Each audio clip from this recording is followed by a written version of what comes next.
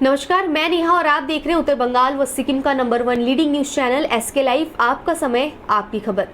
फिलहाल हमारे साथ स्टूडियो में मौजूद हैं दो ऐसे लोग जिन्हें हम कह सकते हैं कि वो एक भगवान के दूसरे रूप ही है, क्योंकि जिस तरीके से बेजुबान लोगों की लोग जान बचाते हैं और जो बोल नहीं पाते। हम जानते हैं कि कल की अगर हम घटना की बात करें तो इस्लामपुर में एक ऐसी बस्ती है जहां से 6 बेजुबान ऊँटों को इन्होंने रेस्क्यू किया है, बरामद किया है और तस्करी होने से बचाया है। हमारे साथ जुड़े हुए हैं स्टूडियो में प्रिया रुद्र जी, बहुत बहुत स्वागत करते हैं आपका।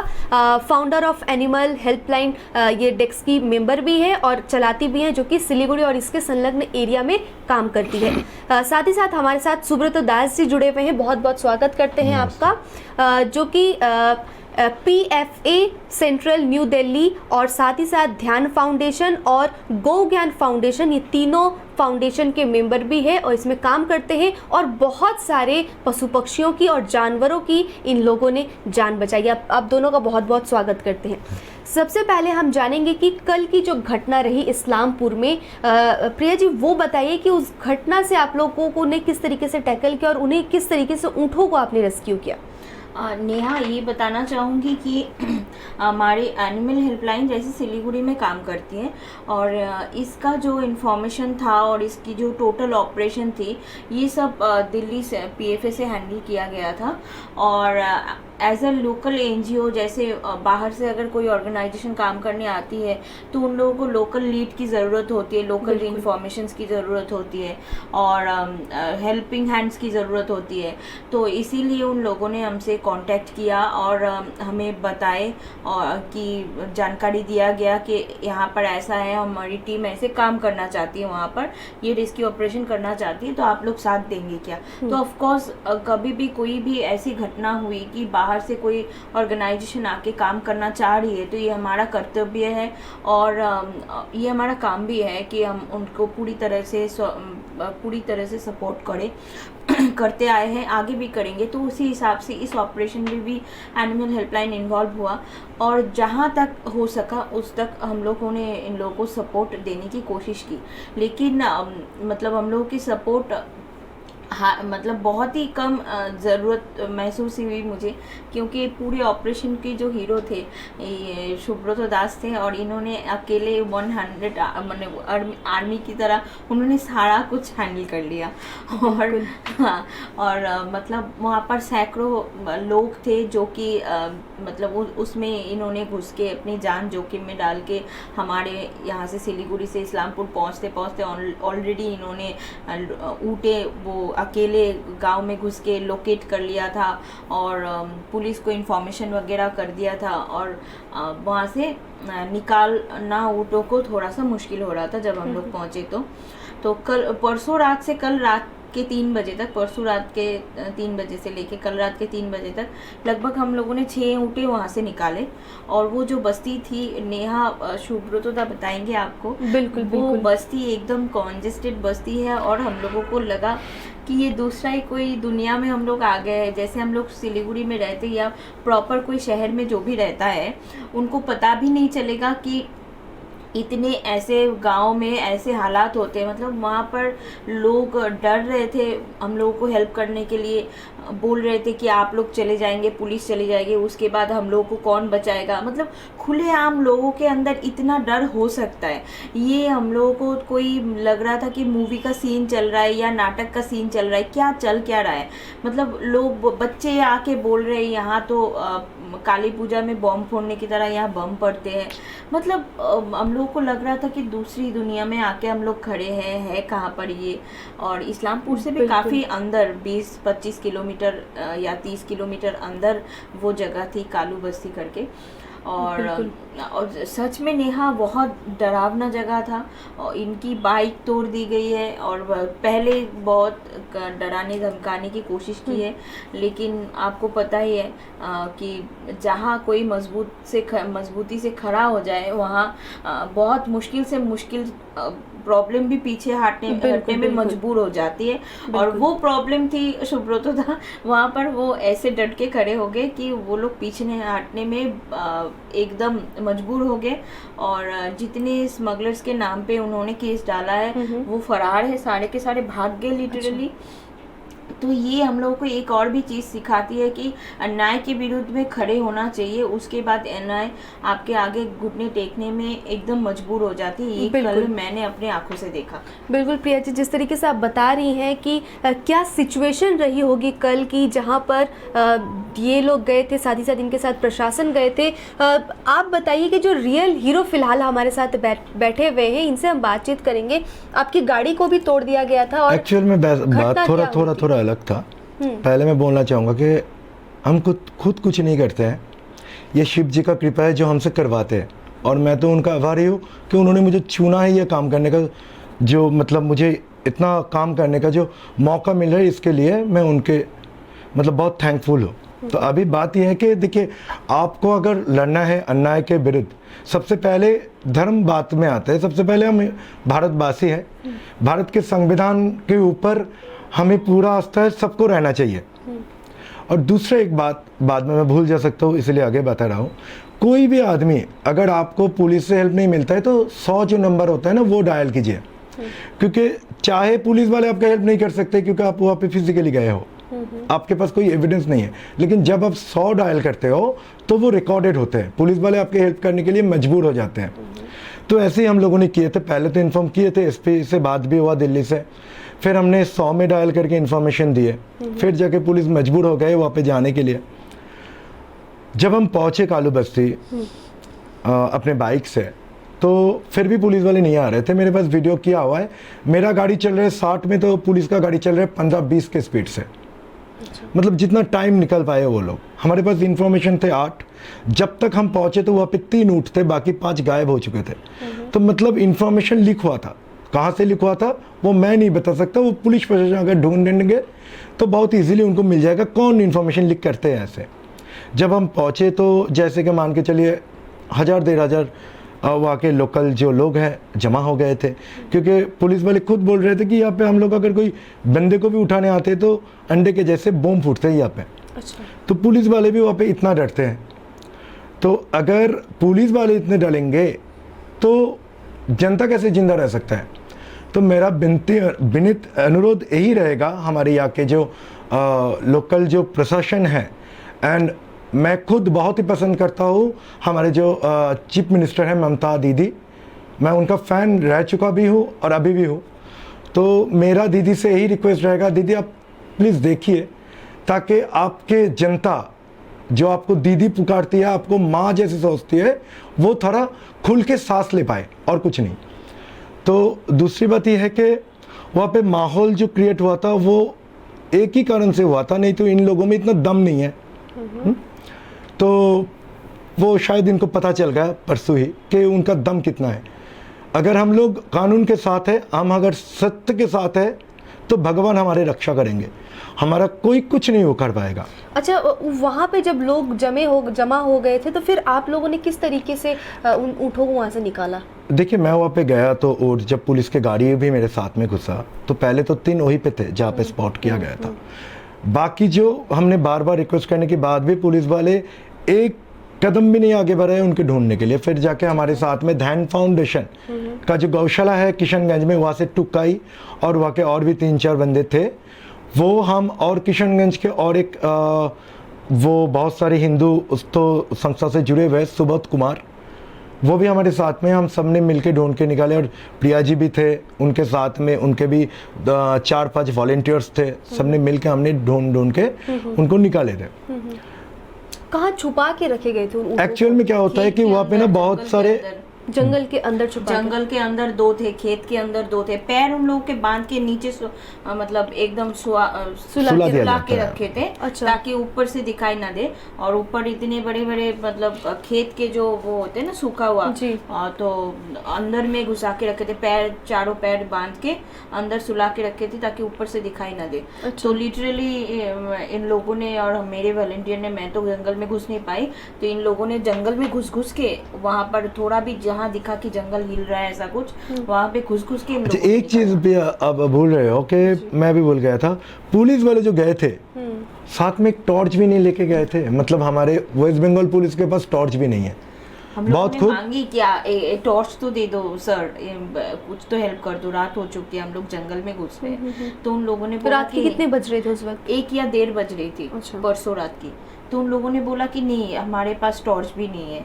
और उन्होंने बोला कि हम जब बोले कि भाई सर वहाँ पे यहाँ चलिए, आप देख के हम कब मना किए हैं, हम जाएंगे, मतलब सब कुछ हम ही करेंगे, वो सिर्फ मुंह खोलेंगे और मैं उनको खुला दूंगा, इसीलिए पुलिस वाले गए थे मेरे अच्छा, साथ में। अभी जो भी रेस्क्यू किए हैं आपने उन ऊँटों को, कहाँ रखे फिलहाल, वो कहाँ है? अभी किशानगंज के ध्यान फाउंडेशन की शेल्टर है किशानगंज में, तो वहाँ पर सब ट्रांसफ़र किया गया है, वहाँ पर रखा है टेम्पोररी शेल्टर के लिए। और उसके बाद कोर्ट की अभी केस स्टार्ट होगी, प्रोसीड्यूर होगी, कोर्ट से ऑर्डर निकलेंगे तो उनको हम लोग ध्यान फाउंडेशन और गोधान फाउंडेशन के मदद से हम लोग वापस उनको राजस्थान भेजने की अच्छा। भेज देंगे। तो इस बीच लेकिन हम काफ़ी बातचीत में बातें सामने आ रही है कि किस तरीके से ये फाउंडेशन, ये संस्थाएं जो है वो काम करती हैं और प्रशासन वो किस तरीके से इनको समर्थन करती है या फिर इन NGO की मदद करती है। ये सभी बातें लेकिन खुली किताब की तरह आप सभी के सामने देखी जा रही है। आप बता रहे थे कि वहाँ पर माहौल कुछ अलग सा देखा जा रहा था, तो क्या कुछ आपने अनुभव किया? एक्चुअली में पहले तो मैंने जो अनुभव किया वहाँ पे कि सारे जनता जो है हमारे वहाँ के सब डरे हुए थे। शमसुल, जिनके नाम पे मैंने FIR भी डाले, शमसुल। कितने लोगों के नाम पर आपने FIR किया? देखिए एक्चुअल में मैं तो 6 बंदे के नाम पे किए हैं और बाकी जो है सारे हैं आपके यूपी से आते हैं, बतपत यूपी से आते हैं ये लोग तश्क, और वे सारे अभी बंगाल में ही बैठे हुए हैं। और दूसरी बात यह है कि वहाँ पे लोग इतने डरे हुए थे ये क्रिमिनलों से कि हमने जब बोला कि उनको ओपन ऑफर भी किया, भैया हम पैसा दे रहे हैं, थोड़ा हेल्प कर दो लोडिंग में, तो उन्होंने बोला कि आप तो निकल जाएंगे, आप दिल्ली से आए हुए हो, पुलिस वाले भी निकल जाएंगे, हमको कौन बचाएगा। तो मैंने लिटरली पुलिस के सामने उनको बोला कि सर ये क्या है, जनता इतने डरे हुए है और यहाँ से 3 किलोमीटर दूर सिर्फ आपका थाना, मतलब आउटपोस्ट जो है पाठागरा, वो सिर्फ 3 किलोमीटर दूर है। तो पुलिस वाले जैसे या फिर वो मुझे सच हकीकत बता रहे थे या फिर लिटरली मुझे डराने की कोशिश कर रहे थे कि वहाँ पे आप लोग तो आ जाते हो, लेकिन वहाँ पे ये होता है, यहाँ पे बात में लोगों को गोली कर देते हैं। उन लोगों में प्लान था कि आपका गाड़ी जला देंगे। और जो हमारे जो बाइक को तोड़ा गया है वो क्या हुआ था कि हम जब ढूंढ रहे थे रात के अंधेरे में, तो वहाँ पे के क्या बताएंगे इनको, मतलब इनके बारे में बात करना भी टाइम वेस्ट करना है। मतलब तो फालतू लोग जो है देखे कि इनका बाइक तोड़ा फोड़ा हुआ है। और एक बात मैं और बोलना चाहूँगी, परसों रात से लेके कल रात तक ऑपरेशन चला। टोटल हम लोगों ने लोडिंग करवाए, ऊँट वहाँ से निकाले, पब्लिक को हैंडल किया, सब कुछ किया। पुलिस तो लगभग कभी भी हम पुलिस के अगेंस्ट में इतना नहीं बोलते। सिलीगुड़ी पुलिस तो हालांकि बहुत सपोर्टिव होती है, हर एक केस में सपोर्ट कर देते, लेकिन वहाँ जाके हमारी जो एक्सपीरियंस हुई वो इतना भयंकर एक्सपीरियंस था, हमारी जान पे आके बन सकती थी। क्योंकि हमको सिलीगुड़ी पुलिस से जो सपोर्ट मिलती है उसी हिसाब से हम लोग चले गए और उसी हिसाब से हम लोगों को लगा कि एक्सपीरियंस ऐसा ही होगा। लेकिन वहाँ पर जाके जो एक्सपीरियंस हम लोग को हुआ, यहाँ तक कि कल रात के 2 या 2:30 बजे हम लोग इस्लामपुर थाना में जब गए, GD हो चुका था लोकल आउटपोस्ट में, लेकिन जब हम लोग कल इस्लामपुर में थाना में वो जो गाड़ी जो जाएगी किशनगंज में, तो उस गाड़ी का उसको तो इतनी सारी ऊँटें वो लेके जा रही है गाड़ी, उनको तो एक कागज़ में साइन करके देना पड़ेगा थाना के परमिशन के लिए। तो वो सब हम लोग जब डॉक्यूमेंटेशन के लिए गए तो वहाँ से थाना से इतना टॉन्ट हम लोगों को सुनने के लिए मिला कि पुलिस तो मरते दम तक काम करना पड़ेगा, ये वो, आप लोग तो एक दिन के लिए आते हो, शौक में काम करने के लिए आते हो, NGOs तो होती है ऐसे। मतलब इतना टॉन्टिंग हम लोग को सुनने के लिए मिला, पता नहीं मतलब पुलिस प्रशासन के जरिए आपको ये सब? हाँ जी, थाने में बैठ के यहाँ तक और शायद मुझे नाम भी याद है वो ऑफिसर के, लेकिन हम नाम नहीं ले रहे ऑन कैम। तो मुझे अचानक से बोला गया कि मैं उनकी बातें सुन के बहुत फ्रस्ट्रेटेड हो गई थी और मैं फ़ोन उठा के ऐसे मेरा कुछ पर्सनल मैसेज मैं चेक कर रही थी, तो उन्होंने अचानक से मेरे पे एलिगेशन लगा दिया कि मैं उसका वीडियो रिकॉर्डिंग मैं कर रही हूँ। मतलब अजीब तरीके का उन लोगों का बिहेवियर एकदम अजीब तरीके का था जो एक्सपेक्टेड नहीं है। और सबसे बड़ी बात है कि NGO को ऐसे नज़रिए से देखना, काफ़ी लोग जो पब्लिक होते हैं वो भी ऐसे तरीके से देखते हैं। और पुलिस प्रशासन, अगर पुलिस का भी रेपुटेशन जनता के पास अच्छे नहीं होते। तो मैं ये बोलना चाहती हूँ कि अगर पुलिस की रेपुटेशन अच्छी नहीं होती है जनता के पास, लेकिन पुलिस जानती है ना पुलिस क्या काम करती है, तो सेम उसमें अगर एनजीओ को भी अच्छे नज़र से नहीं देखते हैं जनता कुछ भी कर सकती है, क्योंकि जो फील्ड में आके काम करता है उसको पता चलता है कि क्या सही है और क्या गलत है। लेकिन एज अ मतलब पुलिस जो फील्ड में जाके काम करती है, हम लोग भी फील्ड में जाके काम करते हैं, तो हम लोग जहाँ तक पुलिस का दर्द समझते हैं क्योंकि उनको कितना प्रॉब्लम फेस करके काम करना पड़ता है, तो हम लोग भी वैसा ही एक्सपेक्टेशन रखेंगे कि वो लोग भी कहीं ना कहीं हमारे दर्द को समझेंगे। लेकिन अच्छा, आप जो ये कह रही हैं, ये क्या सिर्फ आप इस्लामपुर गई थी, वहाँ के पुलिस के रवैये से आप लोग इस तरीके से मतलब ऐसे कह रही हैं, या फिर कहीं और भी आपने ऐसी कुछ स्थिति देखी? नहीं, हाँ, अभी तक तो सिलीगुड़ी में ऐसी हमारे साथ ऐसा कोई घटना हुआ नहीं, क्योंकि सिलीगुड़ी में जितने थाने के साथ हम लोग काम किए हैं, तो कुछ दिन पहले गोयारकाटा में एक ट्रक पलटी हो गई थी 25 गाय के साथ, तो वहाँ पर भी कुछ ऐसे इशू हुए थे, वहाँ पर भी पुलिस का सपोर्ट नहीं मिला। तो उस हिसाब से आप बोल सकते हो हमारे सिलीगुड़ी के पुलिस प्रशासन बहुत हेल्पफुल है। लेकिन थोड़ा सा भी आउटकट में हम लोग जाते हैं, मतलब ग्रामीण इलाकों में इस तरीके से मतलब वन काइंड ऑफ हैरेसमेंट हम लोगों को किया जाता है कि हम लोग अपने काम स्मूथली नहीं कर पाते हैं और इतनी बाधाएं आती है। अगर पुलिस थोड़ा सा हेल्प कर देती है ना हम लोगों को, तो काम स्मूथ हो जाता है। बिल्कुल। लास्ट प्रश्न जो है वो हम लेंगे, अंतिम सवाल आप दोनों से ही, कि आपकी संस्थाएं जितने भी फील्ड में काम कर रही हैं उन सभी के लिए आप लोगों को बहुत बहुत सराहनीय करती है एसके लाइफ। आगे आप लोग किस तरीके से इस फील्ड में काम कर रहे हैं? देखिए, हमारी तो यही कोशिश रहेगी, क्योंकि एनिमल हेल्पलाइन ऑब्वियसली ऑलवेज ये एक एनिमल शेल्टर है, एनिमल हेल्पलाइन, लेकिन हम लोग हर तरीके से जब भी जहाँ भी कुछ भी काम करने की सुविधा आती है और तो हम लोग वहाँ पर काम करते हैं। अगर कोई भी बाहर की संस्था काम करना चाहती है, हमारी हेल्प मांगती है, तो ऑब्वियसली हम लोग सपोर्ट करेंगे और साथ में खड़े रहेंगे।